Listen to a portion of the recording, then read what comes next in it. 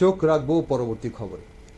পশ্চিম ত্রিপুরা জেলার road safety নিয়ে একটি জেলাভিত্তিক রোড সেফটি কমিটির সভা অনুষ্ঠিত হয়। আগরতলার সোনারতরী স্টেট গেস্ট হাউসে এই সভা অনুষ্ঠিত হয়। সেখানে পশ্চিম ত্রিপুরা জেলা প্রশাসনের উদ্যোগে সেই সভাতে উপস্থিত ছিলেন পশ্চিম ত্রিপুরা জেলার মাননীয় সাংসদ বিপ্লব কুমার দেব এবং উপস্থিত ছিলেন পশ্চিম ত্রিপুরা জেলার ডিএম ডক্টর বিশাল কুমার সহ প্রশাসনের উচ্চপদস্থ আধিকারিকগণ। আপনাদের জানিয়ে রাখি যে জেলাভিত্তিক রোড সেফটি কমিটির সভা অনুষ্ঠিত হয়। কিভাবে পশ্চিম ত্রিপুরায় জেলাভিত্তিক বিভিন্ন রোড সেফটি এবং অ্যাক্সিডেন্ট যে হয়, দুর্ঘটনা, সড়ক দুর্ঘটনা যে হয়, সেগুলো কিভাবে হ্রাস করা যায় তা নিয়ে একটি গুরুত্বপূর্ণ বৈঠক অনুষ্ঠিত হয়। কি বলছেন সেখানে সাংসদ বিপ্লব কুমার দেব, চলুন আমরা শুনে নিই।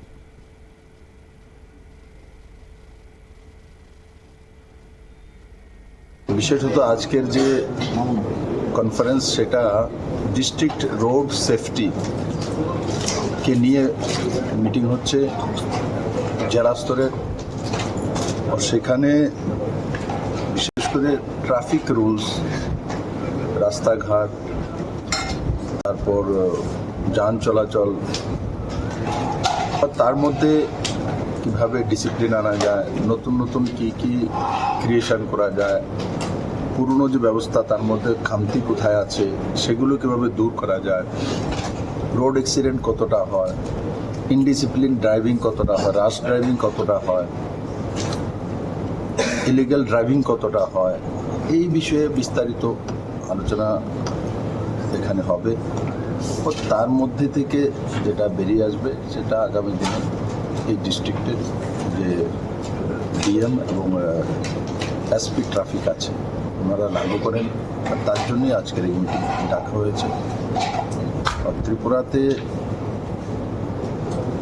যে রোড সেফটির ব্যবস্থা, আমি তো মুখ্যমন্ত্রীও ছিলাম, অনেক চেষ্টা করেছি।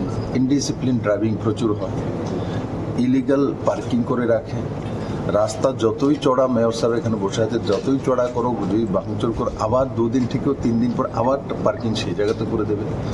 নিজের বাড়ির সামনে পার্কিং না করে একটা ব্যবস্থিত জায়গাতে পার্কিং করার ব্যবস্থা আমি একসময় নিজে হেঁটে হেঁটে করেছিলাম, মেনেও নিয়েছিল। আবার কিছুদিন পরে ওই যে কমিউনিস্ট এখানে ছিল, ইনডিসিপ্লিন মানসিকতা, আন্দোলন মানসিকতা, ওই মানসিকতা গিয়ে কাজ করে।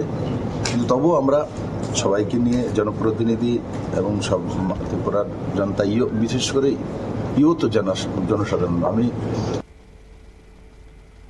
আপনারা শুনলেন কি বলছেন প্রাক্তন মুখ্যমন্ত্রী তথা সাংসদ বিপ্লব কুমার দেব। পশ্চিম ত্রিপুরা জেলার যে রোড সেফটি নিয়ে যে মিটিং হয়, যে সভা হয়, সেই সভায় এই কথাগুলো, এই বক্তব্যগুলো উঠে আসে। সেই মিটিংয়ে অবশ্যই উদ্বেগ প্রকাশ করা হয় রাজ্যের যে বিভিন্ন ধরনের অ্যাক্সিডেন্ট হয় এবং ইললিগেল ভাবে পার্কিং করা থেকে শুরু করে রাশ ড্রাইভিংয়ের কথা বলছিলেন প্রাক্তন মুখ্যমন্ত্রী।